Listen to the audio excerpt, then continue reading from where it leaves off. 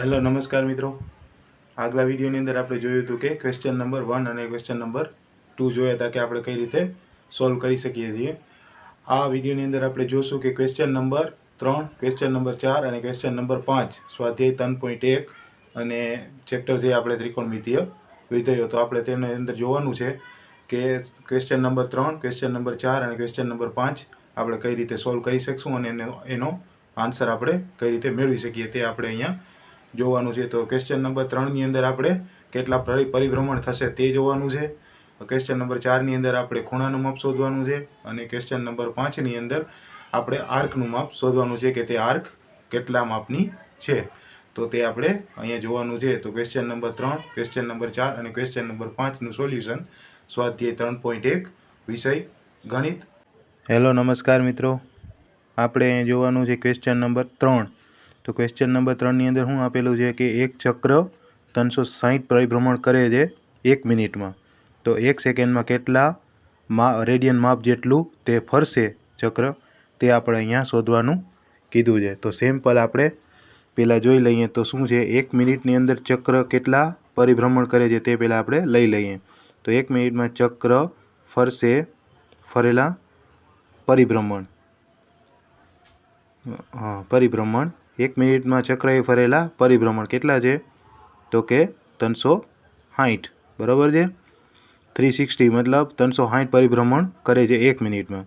તો આપણે અહીંયા પહેલાં લઈ લઈએ 1 સેકન્ડની અંદર કેટલા પરિભ્રમણ તે કરશે, બરાબર છે। 1 સેકન્ડમાં ચક્રએ ફરેલા પરિભ્રમણ, બરાબર છે। તો પરિભ્રમણ શોધવા માટે શું કરવું પડશે, તો 360 છે તેને ભાગ્યા આપણે 60 કરો તો આપણે મિનિટમાંથી સેકન્ડની અંદર પરિભ્રમણ આવશે। તો 6 પરિભ્રમણ 1 સેકન્ડમાં ચક્ર કરે છે, બરાબર છે।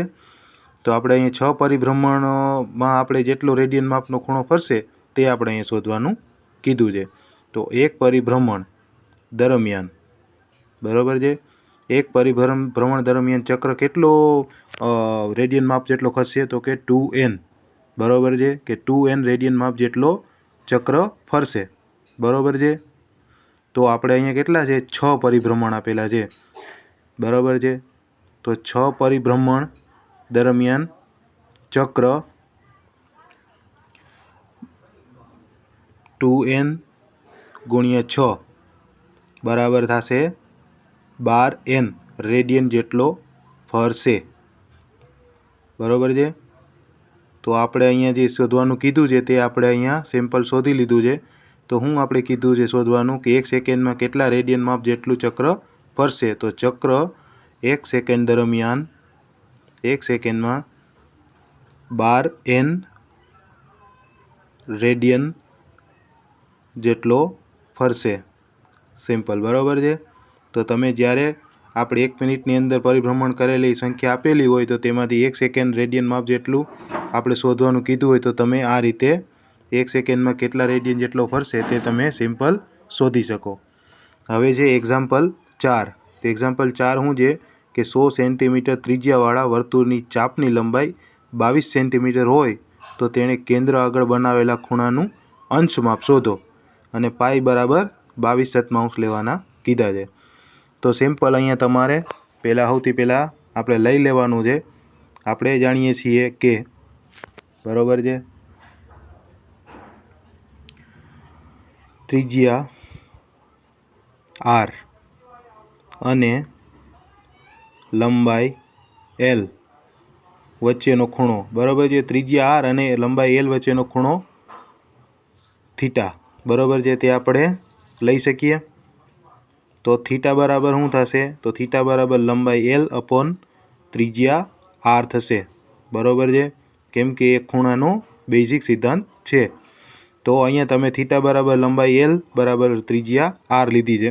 તો અહીંયા ત્રિજ્યાની વેલ્યુ તમે સિમ્પલ અહીંયા શું આપેલી છે, તો કે 100 સેન્ટીમીટર અને લંબાઈ કેટલી આપેલી છે, તો કે લંબાઈ આપેલી છે 22 સેન્ટીમીટર।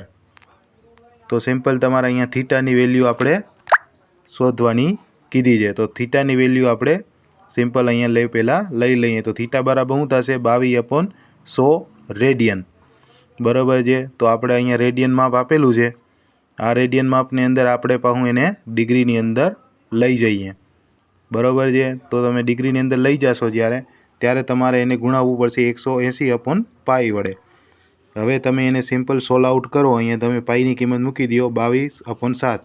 તો 22 નીચે રહેશે અને 7 ઉપર વહી જશે અંશમાં, તો એ ડિગ્રીમાં આવશે. તો સિમ્પલ આપેલો જે છે સાદું રૂપ તેને આપણે અહીંયા સોલ્વ કરશું તો આવશે 126/10 ડિગ્રી, બરાબર છે. તો હવે તમે એને સિમ્પલ સોલ્વ કરી નાખો મિશ્રમાં તો 22.3/5 ડિગ્રી. આટલું ડિગ્રીની અંદર માપ આપણે અહીંયા આવ્યું છે, પણ આપણે આને ડિગ્રીની અંદર નથી રહેવા દેવાનું. આઉન્સમાં લઈ, મિનિટમાં લઈ અને સેકન્ડની અંદર લઈ જવાનું છે. તો 22 અંશ 36 મિનિટ. અહીંયા આપણે 1 અંશ બરાબર 60 મિનિટ કાઉન્ટ કરી છે, બરાબર છે. તો 3/5 ને તમે મિનિટમાં કન્વર્ટ કરશો એટલે 36 મિનિટ આવશે. તો માંગેલ ખૂણાનું માપ કેટલું છે તો કે 12 અંશ અને 36 મિનિટ, બરાબર છે. તો સિમ્પલ તમે કેન્દ્ર વચ્ચે બનાવેલો ખૂણાનું અંશ માપ અહીંયા તમે શોધ્યું. હવે છે એક્ઝામ્પલ નંબર 5. એક્ઝામ્પલ નંબર 5ની અંદર આપણે અહીંયા જોઈએ તો અહીંયા શું આપેલું છે કે 40 સેન્ટીમીટર વ્યાસવાળું એક વર્તુળ આપેલું છે અને જીવાની લંબાઈ છે 20 સેન્ટીમીટર. તો જીવાને સંગત લઘુચાપ આપેલી છે, તેનું માપ શોધવાનું કીધું છે. તો અહીંયા એક વર્તુળે આપેલું છે આપણને. તો આપણે વર્તુળનો પહેલાં વ્યાસ લઈ લઈએ. તો હવે વર્તુળનો વ્યાસ શું આપેલો છે 40 સેન્ટીમીટર. તો ત્રિજ્યાનું માપ શું થશે તો ત્રિજ્યા = વ્યાસ ભાગ્યા 2, બરાબર છે. તો વ્યાસ ભાગ્યા 2 કરશો તમે એટલે ત્રિજ્યાનું માપ તમને મળશે. તો અહીંયા તમે સિમ્પલ લખી શકો કે વર્તુળની ત્રિજ્યા = 40/2, બરાબર છે.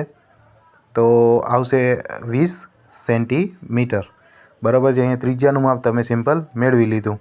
હવે આપણે AB તમે અહીંયા આકૃતિમાં જુઓ તો તમને AB દેખાશે કે AB વર્તુળ એ વર્તુળની જીવા છે, બરાબર છે. તમે એને જીવા લઈ શકો AB માપને.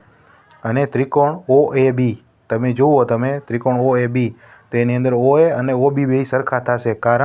કારણ એ છે કે ત્રિજ્યા બેની સરખી છે, એટલા માટે કે તમે ત્રિકોણ AOB લ્યો તો તેની અંદર OA અને OBનું માપ સરખું થશે, કેમ કે ત્રિજ્યા સરખી છે OA અને OB, એટલા માટે, બરાબર છે. તમે એમ જુઓ તો ABનું માપ અહીંયા શું આપેલું છે તો કે 20 સેન્ટીમીટર અને OA અને OBનું માપ શું આપેલું છે તો કે 20 સેન્ટીમીટર. તો અહીંયા તમને જુઓ તો ત્રિકોણ OAB એ સમરૂપ બાજુ ત્રિકોણ છે કે તેની ત્રણે બાજુઓ એક સરખી અને સમાન છે, એટલા માટે ત્રિકોણ OAB સમબાજુ ત્રિકોણ છે, બરાબર છે. હવે અહીંયા સમરૂપ બાજુ ત્રિકોણ આપણે સાબિત કરી દીધો ત્રિકોણ AOBને. તો થીટા = શું થશે 60 ડિગ્રી, બરાબર છે. ત્રણે બાજુ સરખી હોય તો ત્રણે ખૂણા પણ સરખા હોય એટલે π/3 રેડિયન આવશે થીટાનું માપ. હવે આપણે એક વસ્તુ અહીંયા લઈ લઈએ વર્તુળ માટે. તો આપણે જાણીએ છીએ કે R ત્રિજ્યાવાળા અને L લંબાઈવાળા વર્તુળનો વચ્ચેનો R ત્રિજ્યાવાળા અને L લંબાઈવાળા, બરાબર છે, વર્તુળનો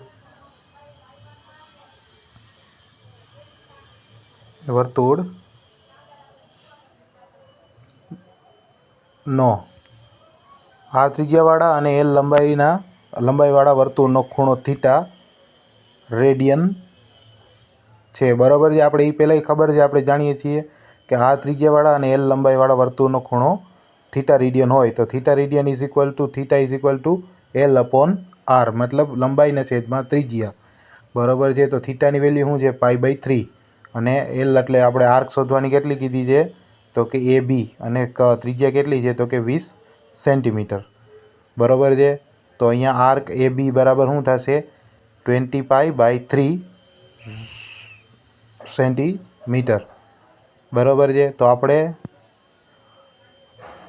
જીવાને સંગત જે લઘુચાપ આપી છે આપણે AB વાળી, બરાબર છે, તે લઘુચાપનું માપ કેટલું છે તો કે 20π/3 સેન્ટીમીટર,